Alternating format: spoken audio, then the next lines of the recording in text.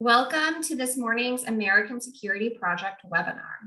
This is an on-the-record conversation that will be available for attribution.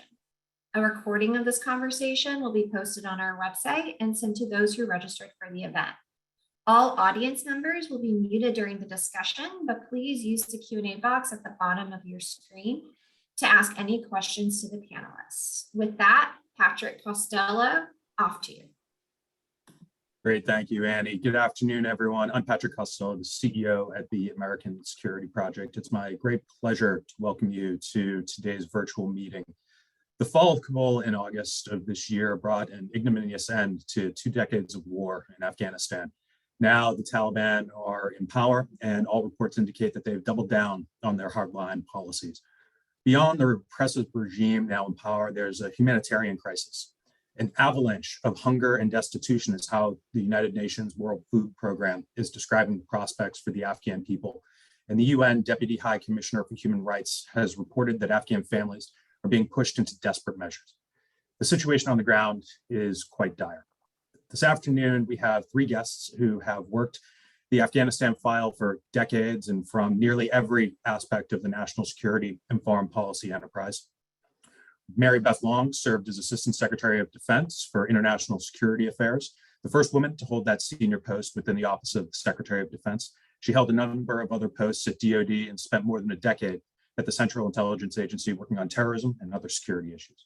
Ambassador Doug Lut has had a distinguished career in and out of uniform. A career Army officer in 2010, Ambassador Lute retired from active duty as a Lieutenant General after 35 years in service. Ambassador Lute served as our ambassador to NATO from 2013 to 2017. And before the posting in Brussels, he served for 6 years in the White House under both President Bush and President Obama, coordinating the war in Afghanistan. And last, but certainly not least, we are joined by Dr. Carter Malkasian. Dr. Malkasian served as a Special Assistant for Strategy to Joint Chiefs of Staff Chairman General Joseph Dunford. He has extensive on-the-ground experience in Afghanistan, and his most recent book, entitled The American War in Afghanistan, a History, provides the first comprehensive history of the entire conflict.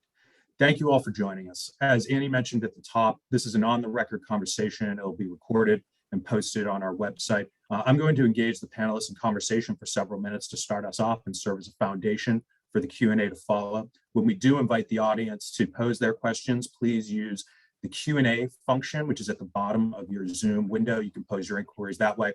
I'll then receive them and turn them over to the panel. But to start us off, Carter, I'm going to turn to you first. I'm reflecting on a piece that you wrote in Foreign Affairs after the fall of Kabul, immediately after, as a matter of fact. You wrote that, quote, although the takeover seemed to come unimaginably quickly, the Taliban had in fact been laying the groundwork for their final offensive for years. So given that, can you just discuss some of the mistakes that set the course for what culminated in this summer's ignominious end to our presence in Afghanistan? And given the significant investments in time, troops, and financial resources, why were we unable to defeat this ill-equipped Taliban force? Thank you, Patrick, for the wonderful recommendation and for the wonderful introduction. And it's really an honor to be here today. Yeah, what we saw in August was something of a rout, and really it's July and August. And what happened there is connected to what happened in the past. It has some of its own causes as well for as to why things accelerated and went so fast at that time.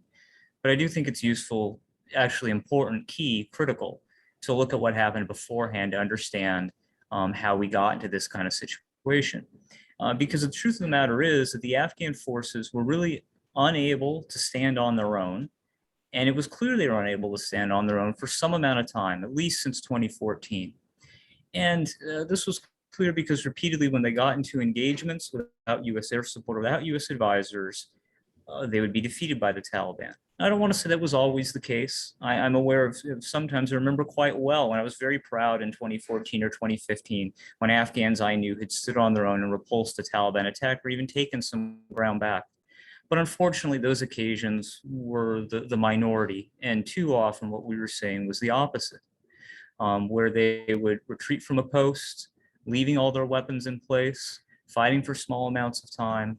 And I think Kunduz is really the preeminent example of this in 2015, when approximately 2,000 Taliban or 500 Taliban forces attacked 2,000 Afghan security forces, and the Afghan security forces retreated, as we well know, and their special forces wouldn't have been able to retake Kunduz without the assistance of our forces, and which of course also entailed the tragic bombing of the hospital there.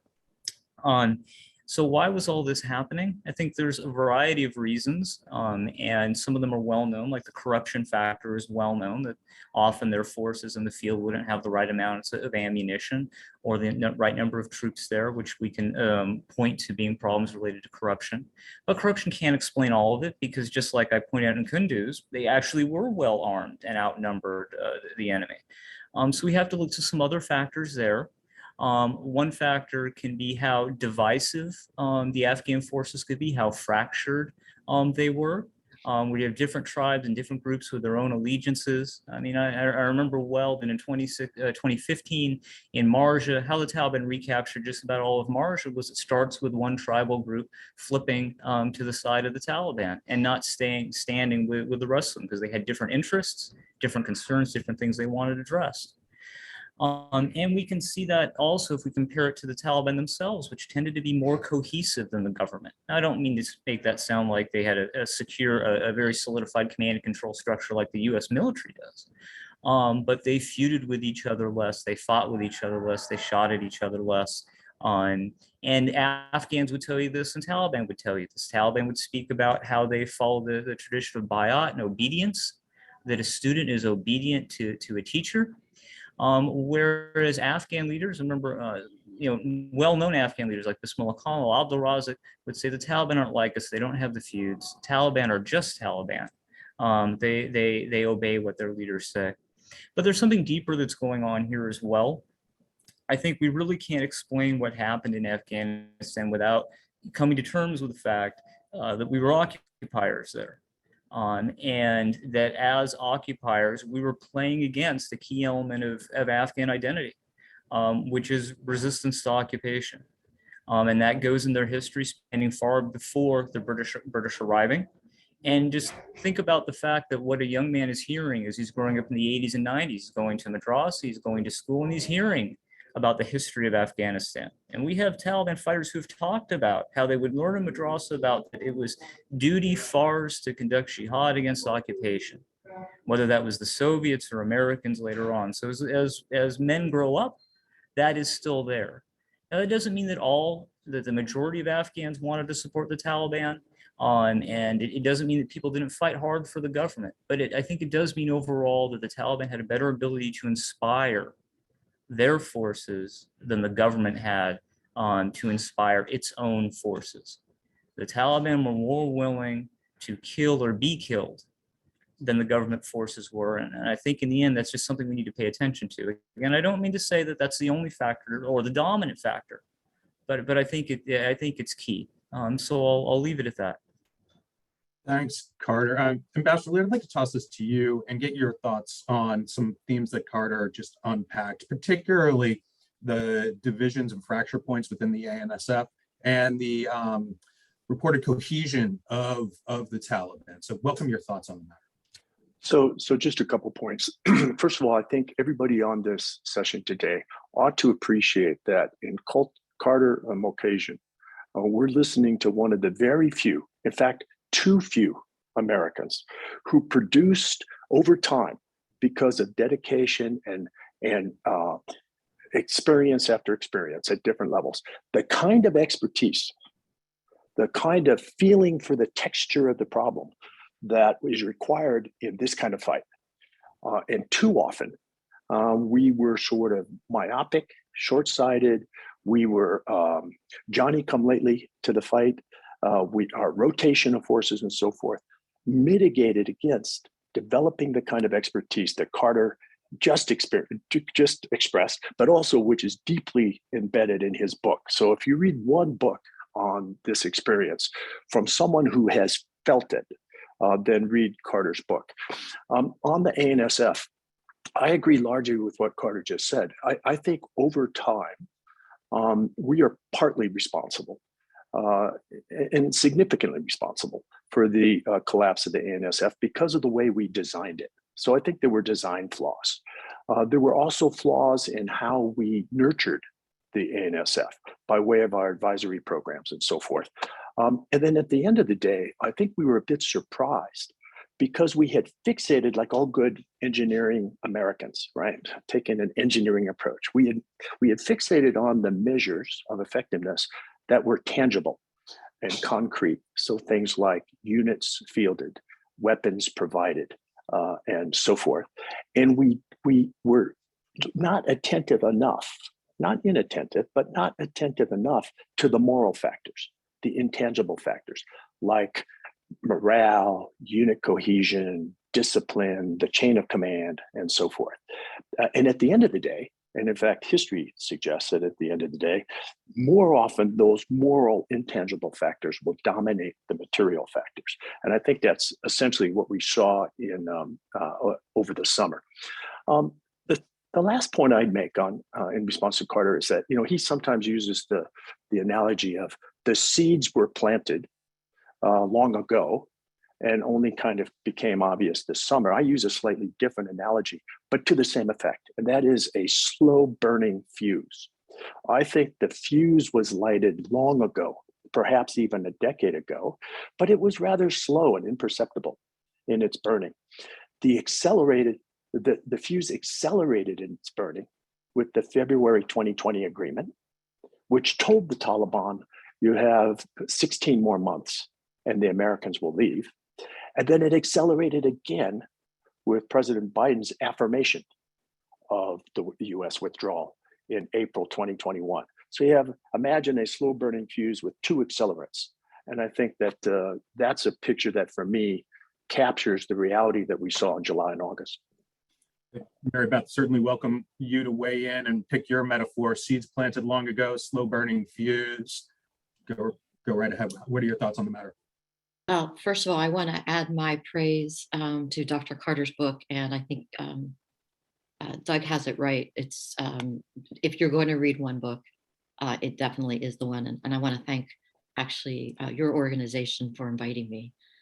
I think it's that I come at it perhaps from a non-military, non-historic view. I think my CIA background would say that there are times where we have cultural disconnects from the get-go, and particularly our military never really got the Afghan culture, and we really did try to build a military, not exactly in our security services, not exactly in our image to make those adjustments, but it's very hard to understand the Afghan heart. It's not like our coin. It's not exactly like our special operations forces. It's very culturally, religiously, tribally, personality driven, depending on who is the village leader. We made mistakes all the way into 10 to 15 years in the war that we didn't understand that, figureheads and titles didn't make you the leader, and certainly didn't make you the people that Afghans, including the military, looked to. It was about history. It was about who your father was. It was about where your place was. And we never were really very good at that. We never really have been. So it's, unfortunately, a lesson that we've learned before, and we're probably going to have to learn again. Thank you. I want to pivot slightly. The Afghanistan of today is vastly different from the Afghanistan of the mid to late 1990s when the Taliban was last in power. Over 65% of the country's population was not yet born when the Taliban last had power. Women have made enormous strides in every sector of society. So given that the Taliban is now imposing a harsh version of governance that likens itself back to their last time in power in the 1990s, I'm wondering your thoughts on the degree to which they'll find a strong popular resistance to what they're trying to impose. And I know, Mary Beth, you're in touch with people on the ground there. Welcome your thoughts first, and then I'll go to Carter and Ambassador Lute. It's fun, I have a business, or had a business until even last year in Kabul, and kept going back and forth. And the progress on women was real. And the progress with women was real, even vis-a-vis their male counterparts in many respects. I happen to have brought out with colleagues, our group brought out a number of ANA generals, females, a couple of very, very senior MOI female generals. And their biggest disappointment, I think, is the fact that they already saw the backsliding even as they were leaving in the last couple of months. I think 2 weeks ago, we had several US citizen females lined up again to try to leave, and they actually had their passports taken. And I think it's what every Afghan woman has told me, which I was hoping would be a more gradual loss. But I think it's going to be a very drastic, very quick loss of just about every public role that the women have. Now, whether or not that private role in the home, in the household, in the community, whether they are able to maintain their stature, I think many are frankly thinking that's not the case. Neighbors are already turning on neighbors, and even husbands that for a while felt like in the community they had backing to have a wife that had assumed a public role no longer are willing to stand up, and in many cases have unfortunately reverted to some of what we would consider to be abusive, dominating. But I am told by those who have gotten out and by some who have elected to stay behind that as far as their children are concerned, that the children in Afghanistan, this generation knows that there's something more out there, and they're not any less hungry for it than they were in the past. It's just going to take patience to get there, and the parents are very fearful that these kids haven't seen the conflict that they saw, and that we're in for some very tough times. Great. And Carter, I do want to get your thoughts on this kind of Afghanistan 2.0 versus Taliban 1.0 dynamic. But it strikes me as an outside observer that there's a coalition within the Taliban. There are some pragmatic members who see the necessity of adopting a moderate stance to secure donor aid, but there's also some hardliners who remain committed to the group's extreme ideology. So as you're talking about some of the challenges to Taliban governance, if you could also kind of unpack some of the divisions within the Taliban itself, that would be helpful. Yes, certainly, Patrick, and thank you, Assistant Secretary Long and Ambassador Lute, for wonderful comments and kind words about my book. That's really greatly appreciated. Just thank you so much for that. So I think, Patrick, the first thing I would say about the Taliban is that we should remember, we should be scared of how much we don't know. Maybe not scared of how much we don't know. We should recognize how much we don't know. We haven't seen Haybatullah really in their emir in video yet. Now the Taliban, they say, and the people who are talking to the Taliban tell me that, well, he is indeed alive, but we didn't know that Mullah Omar was dead for 2 years, and we didn't know it. We actually, in spite of Doha, in spite of a variety of conversations of the West with the political commission and certain other Taliban leaders, we don't really have a good feel for the organization and what is going on within it. I suspect that will become better over time since the press now has more access to them. But there's many things we don't know. I'm a little bit more skeptical about the degree of divisions that are said to be existing within the Taliban. When the whole thing came out about between Baradar, who was he was a deputy prime minister now, and who was the deputy for political affairs before this interim government was reannounced, who's from southern Afghanistan and who's generally thought to be a little bit more moderate. So we heard about a clash between him and Khalil Haqqani, who's one of the uncles of Sirajuddin Haqqani, who's currently leader of the Haqqani Network. The Haqqani Network has been behind suicide bombings throughout Afghanistan for a number of years now, and they're generally thought to be more extremist. But the degree and depth of that clash is really unclear. When that clash occurred, the rumor was that Mullah Baradar had been shot. That appears not to be true, unless it was a very grazing wound that he recovered from very quickly. But at the same time, I heard over various Pashto channels, I heard that no, actually, that it was just shoving. And then the Pashto press reported it only as verbal altercation. So the exact depth of what exactly happened within them is unclear. And yes, there are divisions that exist, and the Haqqanis have different opinions from some of the other Afghans that are there. Some of the Afghans who are now close with the Taliban They share how Mullah Hibbatul also has his own opinions on things if he is alive. That he's a little bit more hardline, but hardline in the sense of strictly obeying what he sees as his interpretation of Sharia. So overall, I guess I would say that when I look at the future of the Taliban, rifts within them are not the foremost cause that I see of instability sometime in the future. If I think about what's going to cause instability in Afghanistan in the future, the thing I actually look to is that Afghanistan has a shortage of land and has a shortage of water. There's only so much land, even with growing poppy, for everyone to have.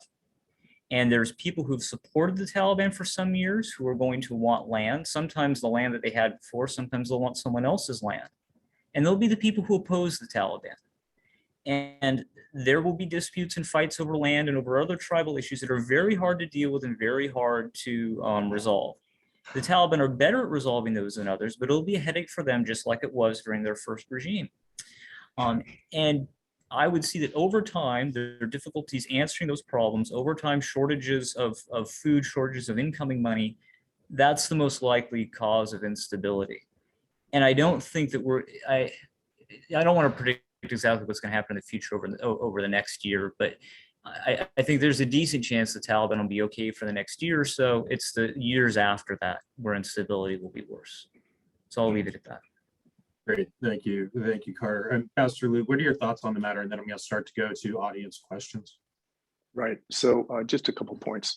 First of all, I think that it's too soon to tell. To Carter's point, we're in the early days, early weeks of Taliban rule, or perhaps more appropriately, the Taliban attempt to rule. And I think that what they're discovering is that it's much easier to resist and to be an insurgent than it is to actually capture the flag and own the responsibility for governance. And I don't think they're well equipped for that. I don't think they're well trained for that. Their temperament may not be right in terms of governance. And I think it's just too soon to tell. Now, the problem, of course, is that while they're trying to find their way as a new government, the humanitarian crisis that you mentioned is already here. So they've got a full plate in terms of challenges. The other point I'd make is to highlight Carter's point about a dose of humility. For too long in Afghanistan, across too many different issues, so the building of the NSF, governance, Afghan politics, tribal relations, and so forth, we were insufficiently humble about what we knew and what we thought we knew and what we flat did not know. And I think that in the aftermath of the fall of Kabul, there's a new opportunity for us to be a little more humble about exactly how much we know. And then finally, look, the Taliban have their own politics. I don't think we understand them very well, but they have their own politics as well. And for too long, we simplistically assumed that the Taliban was monolithic. And what we now know is that, of course, that's not right, but that doesn't lead to a full understanding of the real situation. So a dose of humility here is really required. Great, thank you. I'm going to turn to our first question from the audience. Just remind audience members that they can use the Q&A function to submit their questions. And first one is Chinese influence in Afghanistan. So Carter, I'm going to pose this to you first to discuss Chinese influence in Afghanistan, but also I'm channeling a piece that you wrote for the Dallas News not too long ago, where you talked about how China and Russia and other adversaries might be trying to read the United States withdrawal from Afghanistan as part of a larger shift within the U.S. towards isolationism. So if you could talk directly on Chinese influence, but then on the broader trend that adversaries might be seeing towards isolationism, that would be helpful. So Chinese influence in Afghanistan, do you hear me all right? So Chinese influence in Afghanistan has largely been focused on the economic side, on going in mining and some investment there that never has really been fully realized. What today, in the past few years, the Taliban have regularly visited Beijing and had meetings there. Do you hear me all right? Yeah, we can hear you fine. Just sounds like there might be someone chatting in the background, but you're coming in loud and clear, Carter. Okay, sorry. No worries. So right now, how China wants to open up to the Taliban and what extent they want to recognize them remains unclear. They haven't recognized them yet. In the past, they've stated very clearly that what they want is that they don't want to see an emirate reform. They want to see an inclusive government, and they don't want to see terrorism coming out of Afghanistan. But in terms of an inclusive government, that clearly has not been formed. And from my standpoint, it looks to me like the Taliban have reestablished the emirate, and almost in name, that is the flag that is flying today, and that is what they call their leader. So I'm not sure when China is going to recognize them again. And I'm not sure if China is going to decide anytime soon that it wants to invest a lot of money or economic assistance into Afghanistan. We'll have to see how that piece plays out there. And then what was it? You had a second question there. Sorry, I muted myself. Apologies for that. You'd think over nearly 2 years into this, I'd be better at that. But I was just wondering how our adversaries, China, Russia, and others are reading the United States withdrawal, whether or not they're seeing it as a broader trend towards broader shifts towards American isolationism. So I think it's possible that they're trying to read and figure out what the United States is going to do. Now, I don't think I wouldn't try to react this too much and say that, oh my gosh, we withdrew from Afghanistan. Now for sure they're going to attack in this place or try to expand in various other places. I think what it does is it raises more of a question of, if the United States left here, is it possible that China, Russia can gain a little bit of ground in other places? So I would think it is possible they might push a little bit. Over the longer term, I'm really not terribly worried about it, because I think what our interests are will come out clearer. I think we'll stand for those interests. And I think that things will stabilize probably without any too much damage happening, not knock on wood. But I do think it would be natural for them to press a little bit, see what's happening, and then make the decisions about what they'll do. Great, thank you. I'm going to turn to one from the chat and toss this to Mary Beth first. And it's about the humanitarian assistance that we might be able to provide to Afghanistan, to Afghans. As I mentioned at the top, the UN is warning of dire circumstances on the ground there. So if you could talk about humanitarian assistance specifically, but then also if you could just discuss a bit of how you stepped in and supported private groups trying to get Afghans and American citizens out before and after the fall of Kabul. Sure. Can I just take not even 15 seconds and add a little bit to Of course you can, please. Carter said? Yeah, I agree, but I also think we underestimate the Chinese all the way back into 2010. When I was on the ground visiting with the Minister of Mine, the Chinese government had employed every single graduate in minerals, mining, or any of the natural resources graduates within Afghanistan. So they were laying the groundwork for their economic, and I do think it's mostly economic, almost purely economic. But they were, that's been a decade or more ago. And we were just then thinking about, sponsoring 1 or 2 kids for scholarships in the ministry. So I think we're behind we're way behind the curve on that. And if one had a flight list of flights coming in of Mazar and Kabul right now, they are overwhelmingly occupied by Iranian, PRGC intel, Chinese, Russia, and Uzbek and PAC intel officers who are systematically going to businesses and villages. Friend of mine was very clear that they thought as many as 70 national security CIA trained intel officers have already gotten sanctuary and salaries in Iran. So while our national interests remain in Afghanistan, we are getting smoked by our adversaries' intel interests and their alliances with the Haqqani Network and Taliban, which really gets me to the point of humanitarian. Most of the people with whom I'm still in touch on the ground are people, frankly, who are on the run. And they are able to give a pretty good insight into at least what's happening in Mazar Sharif, of course, in Kandahar, in Herat, and in Kabul, because they're being moved by various assistance organizations. There is a desperate need. Well over half the population is cold. There's very little fuel to burn, very little substitutes for fuel. very little food to purchase. Even if you can find food, it's outrageously expensive because it's just not available.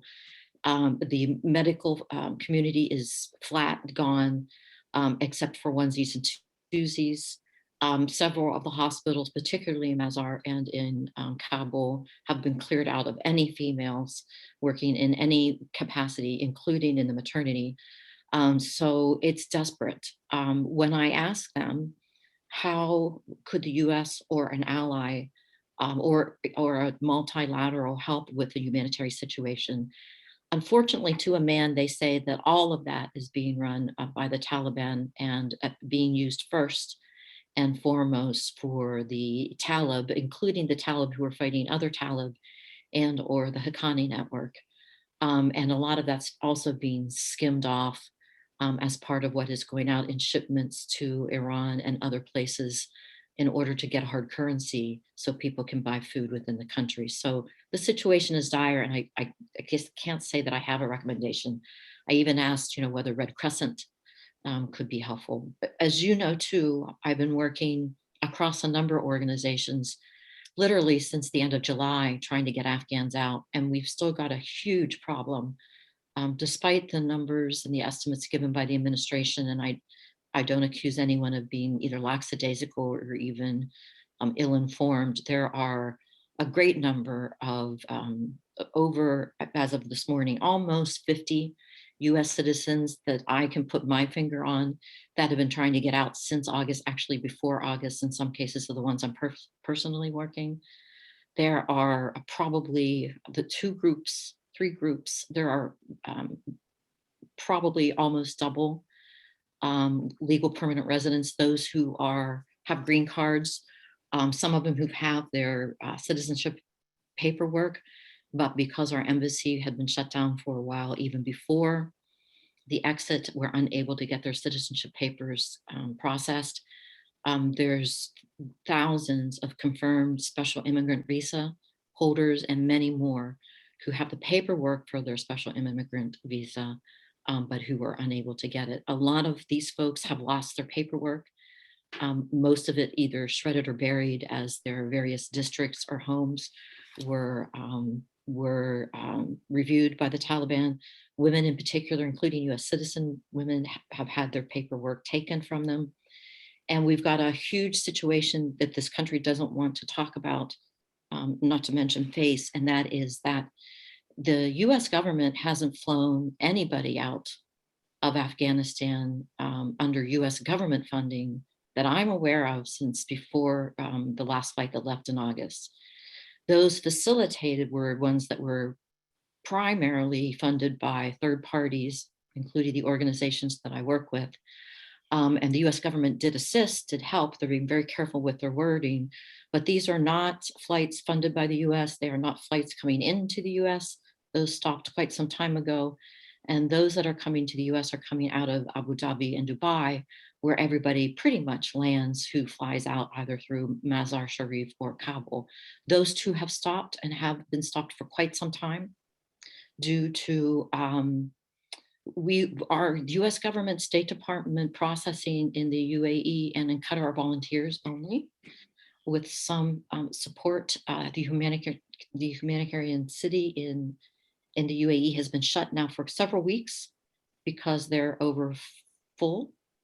No one's moving because you have to have a visa, a third country visa, in order to leave. We haven't been giving out a lot of those. And those that have been given out to Mexico and other places have not been executed.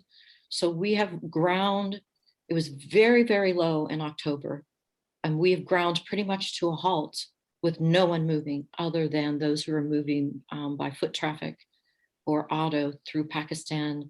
Uzbekistan's borders are closed. They've actually joined the Russians, the Chinese, and the Iranians to assist the Taliban and other.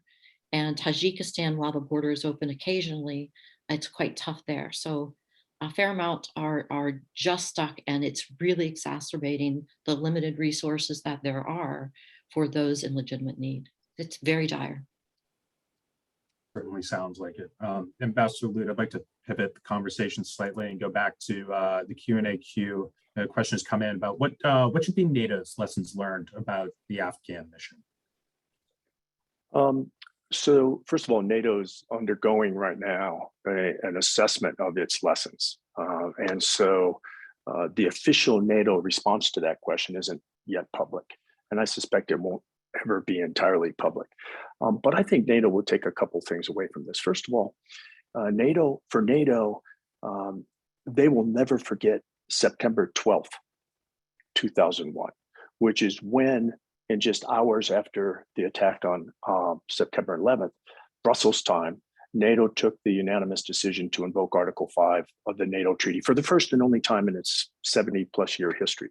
So for NATO, this is very much about Article 5, the unbreakable bond embedded in that collective defense. An attack on one is an attack on all pledge of Article 5. So this is existential for NATO, and it will always be viewed. Afghanistan will always be viewed through that lens. And I think in that way, the 20-year experience of Afghanistan is a very vivid demonstration of what Article 5 means. I mean, here you have allies who were not attacked on September 11th, who committed years, if not decades, of service and sacrifice alongside of us because we were attacked. And so for NATO, this is at the same time regrettable. It is a tragic outcome. It is also a very vivid demonstration of what Article 5 means. And I think that'll be perhaps the most lasting contribution on our behalf, on America's behalf. Afghanistan ought to be the best possible reminder of the value of allies. Through this whole 20-year period, we never faced a period where we were alone. And allies large and small, and beyond allies, partners who didn't have an alliance commitment also joined the fight. Even as Kabul fell, we had some 30 or 40 partners and allies standing alongside of us. So it ought to be a reminder to Americans of the value of allies, especially as we need that kind of alliance effort going forward to face new challenges like the rise of China. Great, thank you. I'm going to pivot to a question from Missy Ryan from the Washington Post. She directs her question to Carter, asking the extent to which you think the Taliban will be willing to welcome foreign organizations in to shepherd government finances as a condition for U.S. and others to release frozen funds and resume assistance. So Carter, over to you. Thank you, Missy. So it depends on what we're asking to do. If what we're asking to do is that we want to make sure that the funds that are sent through, they are administered through NGOs to provide humanitarian assistance to people, then there's a decent chance, I think, that they would agree to that condition. I think the factors that are in question here is that if it's a lot of money, then they won't want to, they'll be less willing to do that because they'll be less willing to let that amount of money go directly via foreign organizations into Afghanistan. Now, if, however, what we're thinking about is we want there to be Western or foreign experts and technocrats sent in to run the parts of the Ministry of Finance and other ministries that could be needed to execute these funds, then I don't think they would want that degree of intrusion in the government. Overall, I would say that kind of request and that kind of condition is something that the Taliban would be much more likely to meet than conditions such as we will release aid if you form an inclusive government. I don't think that's not terribly likely at all. So those kind of small conditions are the ones that are much more likely to be effective than larger conditions. Patrick, if I may come in on this. Ambassador, please go ahead. I think there's a burden on the administration to take some risks with regard to humanitarian assistance. Look, we're not going to be able to engineer a perfect solution that ensures no undue influence by the Taliban. The Taliban govern Afghanistan, or at least they're trying to govern Afghanistan. But I think a very robust American-led effort, which should include those allies that we spoke about just a moment ago, to channel humanitarian assistance through NGOs like the WHO and others, or the World Food Program, WFP, it really makes a lot of sense. And not only do we have a moral responsibility to do that, I think there's a very practical responsibility.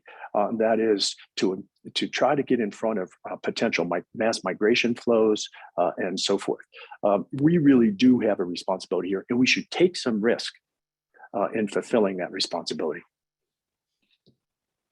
Thank you, Ambassador Lute. I'm actually going to take this next question and toss it to you. I can't believe we've gotten to the 42nd minute of our conversation and we haven't brought up Pakistan yet. So the questioner asks you to assess the ties between the Taliban and the ISI. What is the ISI likely to push for in Pakistan, and whether it will use Afghan training camps to support Kashmir militants? So Ambassador Lute, over to you. And of course, Mary Beth, I will welcome your thoughts on the matter once the ambassador has concluded his thoughts. So in our last minutes, I would simply add that I think the ISI has a problem on its hands. Its clients, it has sponsored, its sponsorees, the Taliban, Afghan Taliban are now in charge of Afghanistan, and in effect can promote what I would refer to as reverse safe haven.